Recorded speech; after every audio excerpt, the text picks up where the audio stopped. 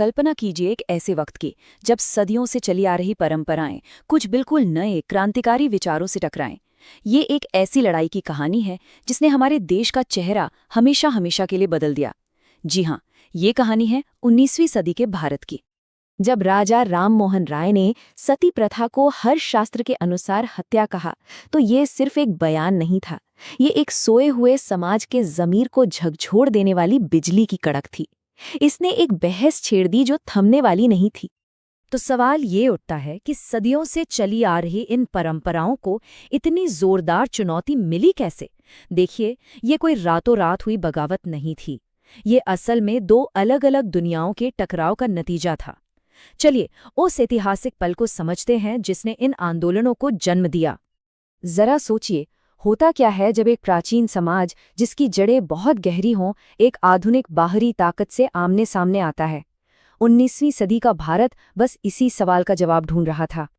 British राज का आना सिर्फ शासकों का बदलना नहीं था, ये एक तरह का सांस्कृतिक और बौद्धिक भूकंप था। पहले जो आक्रमणकारी आए थे उनसे अंग्रेज बिल्कुल अलग थे। वो भारतीय समाज में घुले मिले नहीं, वो दूर से ही भारतीय समाज को एक ठहरे हुए और पतन की ओर जाते समाज की तरह देखते थे। लेकिन जानते हैं, इसी टकराव से कुछ नया और बहुत शक्तिशाली पैदा हुआ। आधुनिक पश्चिमी विचारों के असर से पढ़े लिखे भारतीयों की एक नई पीढ़ी ने अपने ही समाज को एक नई नज़र से देखना शुरू किया। उन्हें ये एहसास होने लगा कि उनकी अपनी सामाजिक कमजोरियों की वजह से ही विदेशी ताकतें यहाँ जीत पाईं, और इसी एहसास ने एक नए पढ़े लिखे मिडिल क्लास को जन्म दिया जो अब बदलाव चाहता था। तो आखिर वो कौन सी गहरी समस्याएं थी जिनसे ये सुधारक लड़ने के लिए इतने बेताब थे? इसे समझने के लिए हमें उस वक्त के समाज की हालत को देखना होगा, जो वाकई में एक संकट से गुजर रहा था। उस समय धर्म जादू टोने और अंधविश्वास में डूबा हुआ था। पुजारियों का समाज पर जबरदस्त प्रभाव था। मूर्ति पूजा और कई देवताओं को पूजने का चलन आम था। लेकिन सबसे बड़ी जड़ थी जाति व्यवस्था, एक ऐसा कठोर ढांचा जिसने समाज को ऊंच नीच में बांट दिया था और छुआछूत जैसी अमानवीय प्रथा को जन्म दिया था। पर इन सब में जो सबसे ज्यादा दिल दुखाने वाली बात थी, वो थी महिलाओं की हालत। उनकी जिंदगियां कई तरह के दमनकारी रीति रिवाजों के जाल में फंसी हुई थीं। और इसका सबसे खौफनाक उदाहरण था सती प्रथा, जिसमें एक विधवा को अपने पति की चिता पर जिंदा जलना पड़ता था। सुधारकों ने इसे घिनौना अपराध कहा, और वो सही थे। ये तस्वीर हमें उस क्रूरता की एक झलक दिखाती है जिसे वो खत्म करने के लिए लड़ रहे थे। तो इस माहौल को बदलने के लिए आखिर कौन लोग सामने आए? चलिए मिलते हैं इन नए सुधारकों से। इनका सबसे बड़ा हथियार एक बहुत ही सीधा साधा लेकिन उस जमाने के हिसाब से एक क्रांतिकारी विचार था, तर्कवाद। इसका मतलब ये था कि हर सामाजिक और धार्मिक प्रथा को तर्क की कसौटी पर परखा जाना चाहिए, और अगर वो उस टेस्ट में फेल हो जाए तो उसे छोड़ देना चाहिए। सीधी सी बात। तो इन सुधारकों के वैचारिक हथियारों में तीन बड़ी चीजें थीं। पहला, जैसा हमने कहा, तर्कवाद, मतलब हर बात में लॉजिक और साइंस को लागू करना। दूसरा था धार्मिक सार्वभौमिकता, यानी ये मानना कि सभी धर्मों का मूल सार एक ही है। और तीसरा था मानवतावाद, जिसने इंसानी भलाई, तर्क और सम्मान को सबसे ऊपर रखा। और मजे की बात यह है कि सुधार का रास्ता कोई एक नहीं था। इसमें दो मुख्य धाराएं थीं। एक तरफ थे ब्रह्म समाज जैसे सुधारवादी आंदोलन जो आधुनिक पश्चिमी विचारों से प्रभावित थे। वहीं दूसरी तरफ थे आर्य समाज जैसे पुनरुत्थानवादी आंदोलन जो वेदों की ओर लौटो का नारा देकर पुरानी परंपराओं की शुद्ध रूप में लौटने की बात करते थे। मतलब मंजिल एक ही थी, पर रास्ते अलग अलग थे। सुधारकों ने वैसे तो कई लड़ाइयां लड़ी, लेकिन महिलाओं के अधिकारों की लड़ाई सबसे अहम थी। ये एक नए भारत के संघर्ष का सबसे बड़ा और सबसे जरूरी मोर्चा था। और ये लड़ाई कोई एक दो दिन की नहीं थी, दशकों लगे। जरा इस टाइमलाइन पर नजर डालिए। 1829 में जाकर सती प्रथा पर कानूनी रोक लगी। फिर 1856 में विधवाओं को दोबारा शादी करने का कानूनी हक मिला। लड़कियों की शादी की उम्र 1891 में बढ़ाकर 12 साल की गई, और फिर 1929 में 14 साल। ये धीमी लेकिन लगातार हो रही तरक्की थी। लेकिन ये कानून सिर्फ कागज पर लिखे शब्द नहीं थे, इन कानूनों के पीछे रुखमाबाई राउत जैसी कुछ बेहद साहसी महिलाओं के संघर्ष की कहानियां थीं, जिन्होंने अकेले ही पूरी व्यवस्था को चुनौती देने की हिम्मत की। सोचिए, रुक्माबाई की शादी बचपन में कर दी गई थी। जब अदालत ने उन्हें पति के साथ रहने का हुक्म दिया तो उनका जवाब एक गरजती हुई ललकार जैसा था। उन्होंने ऐलान किया कि वो कोई भी सजा भुगतने को तैयार हैं, लेकिन वो उस शादी को नहीं मानेंगी जिसके लिए उनकी मर्जी नहीं ली गई। ये उस जमाने में एक असाधारण हिम्मत की बात थी। और जानते हैं क्या हुआ? रुक्माबाई का ये केस पूरे देश में एक सनसनी बन गया। आखिर में उन्होंने न सिर्फ अपनी आज़ादी जीती, बल्कि वो आगे चलकर भारत की पहली महिला प्रैक्टिसिंग डॉक्टरों में से एक बनी। वो लाखों लोगों के लिए एक मिसाइल बन गईं। तो आखिर इन सब संघर्षों, इन लड़ाइयों और इन आंदोलनों का नतीजा क्या निकला? इन सब ने मिलकर एक आधुनिक राष्ट्र की नींव रखी। इन सुधारकों की विरासत बहुत बड़ी है सच में। उन्होंने तर्क की ताकत से सदियों पुरानी परंपराओं को चुनौती दी। उन्होंने व्यक्तिगत आज़ादी और सामाजिक बराबरी के सिद्धांतों के लिए लड़ाई लड़ी। उन्होंने सबके लिए, खासकर महिलाओं के लिए, शिक्षा की वकालत की, और ऐसा करके उन्होंने आने वाले स्वतंत्रता संग्राम की बौद्धिक जमीन तैयार की। बाल शास्त्री जांभेकर, इन्हें मराठी पत्रकारिता का पितामह भी कहा जाता है। सोचिए, 1832 में उन्होंने दर्पण नाम का एक अखबार शुरू किया, और इस अखबार के जरिए उन्होंने सिर्फ उस समय के कट्टर नियमों पर ही सवाल नहीं उठाए, बल्कि लोगों को साइंटिफिक तरीके से सोचने के लिए भी प्रेरित किया। दर्पण नाम की तरह ही ये अखबार सच में समाज को आईना दिखा रहा था। लेकिन जांभेकर अकेले नहीं थे, बिल्कुल नहीं। उनके जैसे और भी कई लोग थे, जैसे गोपाल हरि देशमुख, जो कहते थे कि समाज को तर्क, सेक्युलरिज्म और इंसानियत के उसूलों पर बनाना चाहिए। फिर थे गोपाल गणेश आगरकर, जो पुरानी परंपराओं पर आंख बंद करके भरोसा करने के सख्त खिलाफ थे।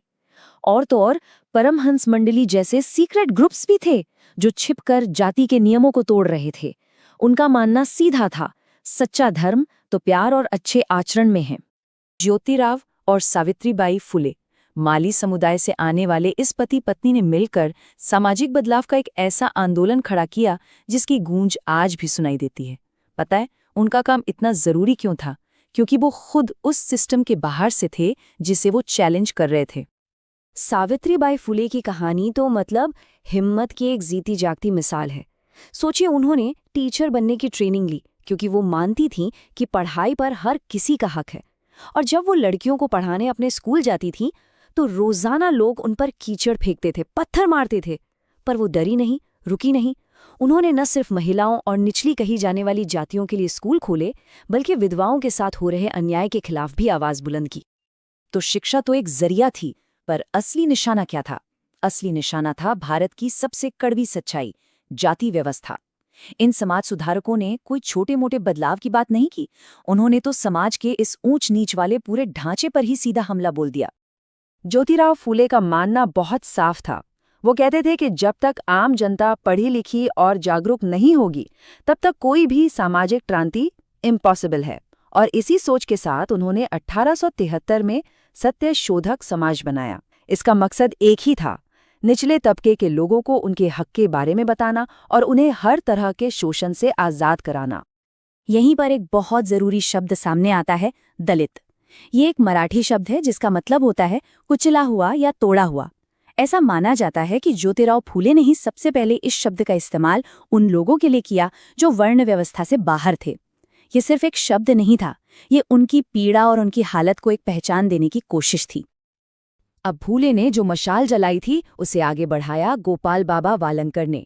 उन्हें दलित आंदोलन के शुरुआती और सबसे अहम नेताओं में गिना जाता है। उन्होंने फूले के आइडियाज को ही अपना आधार बनाया और जाति के इस जुल्म को सिस्टम के अंदर से ही चैलेंज करना शुरू कर दिया। वालंकर ने एक बहुत ही कमाल की चीज की। उन्होंने उस समय की जो कहानी थी उसे एक नई कहानी से टक्कर दी।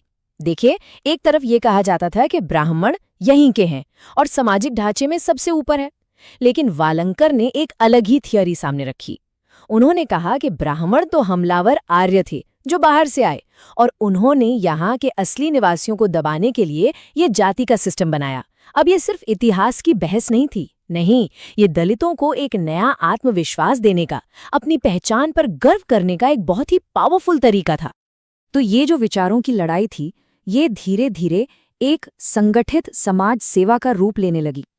इन सुधारकों को ये एहसास हुआ कि सिर्फ आइडियाज बदलने से कुछ नहीं होगा, असल बदलाव के लिए जमीन पर उतरकर काम करना पड़ेगा, लोगों की जिंदगियों को सच में बेहतर बनाना होगा। और बस इसी सोच के साथ कई ऑर्गेनाइजेशंस बनी, जैसे गोपाल कृष्ण गोखले की सर्वेंट्स ऑफ इंडिया सोसाइटी, जो देश की सेवा के लिए नेशनल मिशनरी तैयार करती थी। फिर थी सोशल सर्विस लीग, जो आम लोगों की जिंदगी और काम करने के हालात सुधारने में लगी थी। और रामकृष्ण मूवमेंट का तो फलसफा ही था, इंसान की सेवा ही भगवान की सेवा है, और वो बिना किसी जाति धर्म के भेदभाव के सबकी मदद करते थे। सावित्रीबाई फुले ने जो चिंगारी जलाई थी ना, वो देखते ही देखते पूरे देश में एक आग की तरह फैल गई। पंडिता रमाबाई, D.K. कर्वे, सरला देवी चौधुरानी, एक के बाद एक कई सुधारकों ने इस आंदोलन को अपनी ताकत दी और महिला शिक्षा की मांग भारत के हर कोने से उठने लगी। अब आता है साल 1927। ये सिर्फ एक तारीख नहीं है, ये एक टर्निंग पॉइंट है, एक ऐतिहासिक मोड़। इस साल एक ऐसी संस्था बनी जिसने महिलाओं के अधिकारों की लड़ाई का तरीका ही बदल दिया। ऑल इंडिया वुमेन्स कॉन्फ्रेंस यानी AIWC की स्थापना हुई। अब लड़ाई सिर्फ स्कूल खोलने तक नहीं थी, अब मांग थी सीधे सीधे कानून बदलने की, सामाजिक अधिकारों की। अब महिलाएं एकजुट होकर सरकार से कह रही थीं कि उनके हक के लिए कानून बनाए जाएं। और जानते हैं, उनकी ये कोशिशें जबरदस्त कामयाब हुईं। बाल विवाह पर रोक लगाने वाले शारदा एक्ट से लेकर संपत्ति में अधिकार और दहेज के खिलाफ कानून तक AIWC ने एक के बाद एक कई बड़ी कानूनी जीतें हासिल की। ये दिखाता है कि जब लोग संगठित होते हैं तो क्या कुछ नहीं कर सकते। तो एक तरफ तो ये महिलाओं के अधिकारों की लड़ाई चल रही थी, और ठीक इसी के साथ साथ एक और बहुत बड़ी जंग लड़ी जा रही थी। ये जंग थी जन्म पर आधारित भेदभाव के खिलाफ, यानी जाति व्यवस्था के खिलाफ। अच्छा, इस लड़ाई की गहराई को समझने के लिए सबसे पहले एक शब्द को समझना जरूरी है, अस्पृश्यता। ये सिर्फ भेदभाव नहीं था, ये एक ऐसी क्रूर व्यवस्था थी जो लाखों लोगों से उनके इंसान होने का हक ही छीन लेती थी। और इस जंग में भी ज्योतिबा फूले एक बहुत बड़ा नाम थे। जिस तरह उन्होंने महिलाओं के लिए शिक्षा का दरवाज़ा खोला, ठीक उसी तरह उन्होंने पिछड़ी जातियों के लिए भी शिक्षा को ही सबसे बड़ा हथियार बनाया। वो जानते थे कि ज्ञान वो पहली सीढ़ी है जिससे सशक्तिकरण का रास्ता खुलता है। और फिर इस आंदोलन को मिली एक नई और शायद सबसे शक्तिशाली आवाज़ डॉक्टर B.R. अम्बेडकर की। उन्होंने जातिगत भेदभाव को बचपन से सहा था और उन्होंने अपनी कलम को ही अपना हथियार बना लिया। उनका अखबार मूक नायक उन करोड़ों लोगों की आवाज़ बना जिनकी आवाज़ सदियों से दबा दी गई थी। अम्बेडकर ने सामाजिक बदलाव का एक सीधा साधा लेकिन बहुत शक्तिशाली मंत्र दिया, शिक्षित बनो ताकि अपने अधिकार जान सको, संघर्ष करो ताकि उन्हें हासिल कर सको, और सबसे जरूरी, संगठित रहो क्योंकि एकता में ही असली ताकत है। लेकिन यह आंदोलन सिर्फ बातों या लेखों तक ही सीमित नहीं था, बिल्कुल नहीं। एक्शन लिया जा रहा था। महार सत्याग्रह में हजारों लोगों का एक साथ उस सार्वजनिक तालाब से पानी पीना जिससे उन्हें रोका जाता था, या फिर मनुस्मृति जैसे ग्रंथों को जलाना जो सामाजिक ऊंच नीच को सही ठहराते थे, ये सब जाति व्यवस्था की जड़ों पर सीधी और शक्तिशाली चोट थे। अंबेडकर के इस एक वाक्य से इस लड़ाई की अहमियत का अंदाजा लगाया जा सकता है। उनके लिए यह सिर्फ एक सामाजिक मुद्दा नहीं था, ये पूरे धर्म के नैतिक अस्तित्व का सवाल था। स्वामी विवेकानंद के ये शब्द उस दौर की बेचैनी को एकदम सटीक तरीके से बयां करते हैं। ये सिर्फ एक सवाल नहीं था, ये तो एक सीधी चुनौती थी, एक ऐसी चुनौती जिसने कह सकते हैं पूरे देश को अंदर तक हिला दिया और बदलाव की एक ऐसी लहर शुरू की जो रुकी ही नहीं। तो सवाल यही था कि सामाजिक और आध्यात्मिक संकट से निकला कैसे जाए, इसका हल क्या है। और जानते हैं, इसी एक सवाल ने भारत में सुधार आंदोलनों के एक पूरे दौर की शुरुआत कर दी, एक ऐसा दौर जिसकी गूंज हमें आज भी सुनाई देती है। तो ये वो समय था बदलाव का। देखिए, एक तरफ समाज में ठहराव था और दूसरी तरफ से आ रहे थे पश्चिमी प्रभाव। ऐसे में भारत एक दोराहे पर खड़ा था। पुरानी रीतियों पर सवाल उठ रहे थे और एक नई पहचान की खोज वो शुरू हो चुकी थी। ये एक नए भारत के बनने का समय था। और इस पूरे मंथन के केंद्र में थे दो बड़े नाम, स्वामी विवेकानंद और दयानंद सरस्वती। मकसद दोनों का एक ही था, भारत का पुनरुत्थान। लेकिन उनके रास्ते, उनकी सोच एक दूसरे से बिल्कुल अलग थीं। चलिए समझते हैं कि इन दोनों के नजरिए में क्या फर्क था। तो सबसे पहले बात करते हैं स्वामी विवेकानंद की। वो सामने आए नव हिंदू धर्म के एक बड़े चेहरे के तौर पर। उनका मिशन आप देखिए सिर्फ आध्यात्मिक ज्ञान देना नहीं था, बल्कि उस ज्ञान को आम जिंदगी की मुश्किलों से जोड़ना था, उसे प्रैक्टिकल बनाना था। विवेकानंद का नजरिया वो बहुत ही इंक्लूसिव था, सबको साथ लेकर चलने वाला। उन्होंने वेदांत के लॉजिक को अपना आधार बनाया और स्पिरिचुअलिटी को रोजमर्रा की जिंदगी से कनेक्ट किया। वो कहते थे कि भूखे इंसान को धर्म का पाठ पढ़ाना ये तो उसका अपमान है। उनका जो मशहूर सिद्धांत था ना, जीव की सेवा ही शिव की पूजा है, मतलब क्या कमाल की सोच है। और इसी सोच के साथ उन्होंने 1897 में रामकृष्ण मिशन की स्थापना की, एक ऐसा मिशन जो आज भी मानवता की सेवा के जरिए देश को मजबूत बनाने में लगा है। और वहीं दूसरी तरफ एक और आवाज गूंज रही थी, एक नारा जो बिल्कुल अलग था, वेदों की ओर लौटो। ये दयानंद सरस्वती और उनके आर्य समाज का मूल मंत्र था। स्वामी दयानंद सरस्वती का रास्ता था प्योरिफिकेशन का, यानी शुद्धिकरण का। 1875 में उन्होंने आर्य समाज की स्थापना की।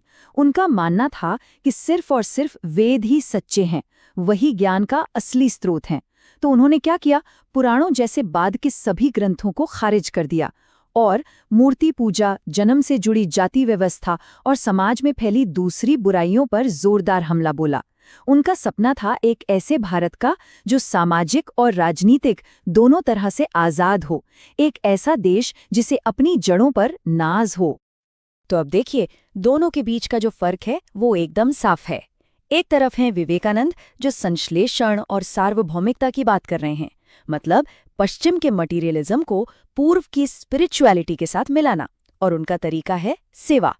वहीं दूसरी तरफ हैं दयानंद, जिनका जोर है रिवाइवलिज्म और शुद्धिकरण पर। उनके लिए वेद ही सब कुछ हैं। उनका तरीका था शुद्धि और वेदों के बाद की हर परंपरा को नकारना। दो रास्ते, एक ही मंजिल, लेकिन सोच बिल्कुल अलग। लेकिन सुधार की ये जो लहर थी ना, ये सिर्फ बड़ी बड़ी बातों या बहसों तक ही सीमित नहीं रही। इसने समाज की एक बहुत गहरी, बहुत दर्दनाक सच्चाई को सीधी टक्कर दी, और वो थी जाति व्यवस्था। तो चलिए देखते हैं कि ये लड़ाई कैसे लड़ी गई और कैसे आगे बढ़ी। ये टाइमलाइन देखिए, ये दिखाती है कि कैसे जाति के खिलाफ आवाज वक्त के साथ और मजबूत होती चली गई। शुरुआत होती है 1888 में श्री नारायण गुरु के एक सचमुच क्रांतिकारी कदम से, और फिर ये सिलसिला आगे बढ़ता है। मैसूर में वकालिगा संघ, मद्रास में जस्टिस मूवमेंट, और फिर आता है आत्मसम्मान आंदोलन। हर आंदोलन के साथ मांगे और ज्यादा साफ और तेज होती गईं। श्री नारायण गुरु का ये संदेश सोचिए कितना पावरफुल है। केरल में जब उन्होंने अरुविपुरम में मंदिर की स्थापना की ना, तो वो सिर्फ एक मंदिर नहीं था, वो एक प्रतीक था, एक ऐलान था कि भगवान पर किसी एक जाति का हक नहीं है। और उनके ये शब्द, हम सब यहाँ भाईचारे में रहते हैं, ये आज भी उतने ही जरूरी हैं। और इन आंदोलनों की मांगे देखिए कितनी प्रैक्टिकल और जमीनी थीं। श्री नारायण गुरु धर्म परिपालन योगम, जिसे SNDP भी कहते हैं, उसने एजावा समुदाय के हक के लिए लड़ाई लड़ी। क्या मांगे थी? पब्लिक स्कूलों में एडमिशन का हक मिले, सरकारी नौकरियों में भर्ती हो, सड़कों और मंदिरों में जाने की आज़ादी हो, और राजनीति में भी उनकी आवाज़ सुनी जाए।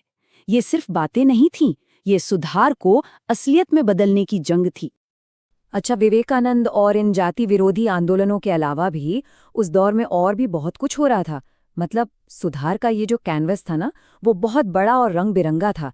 इसमें कई छोटे बड़े संगठन थे और सबके अपने अपने लक्ष्य थे। ये टेबल उस डाइवर्सिटी को ही दिखाती है। देखिए, एक तरफ है राधाकांत देव की धर्म सभा, जो पुराने रीति रिवाजों को बचाना चाहती थी, पर मजे की बात यह है कि लड़कियों की वेस्टर्न एजुकेशन के खिलाफ नहीं थी।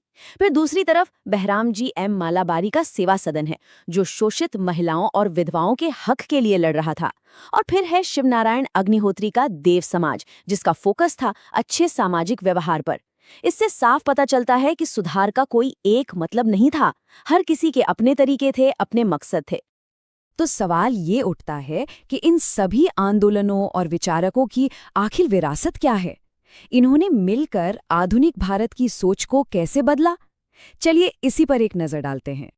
भले ही ये आंदोलन कितने भी अलग क्यों ना हो, इनमें कुछ बातें कॉमन थी। पहली बात, सबने तर्क यानी रीजन पर जोर दिया।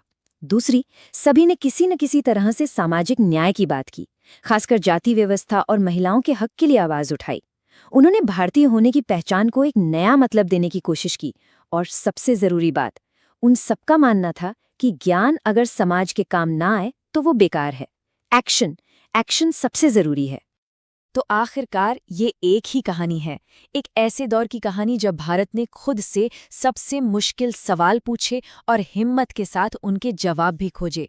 और यही जो बौद्धिक और सामाजिक मंथन था ना, इसी ने उस भारत की नींव रखी जिसे आज हम मॉडर्न इंडिया कहते हैं। इन सुधारकों ने अपने वक्त के समाज की तस्वीर ही बदल दी। और ये हमें सोचने पर मजबूर करता है कि आज हमारे समय में सुधार का मतलब क्या है।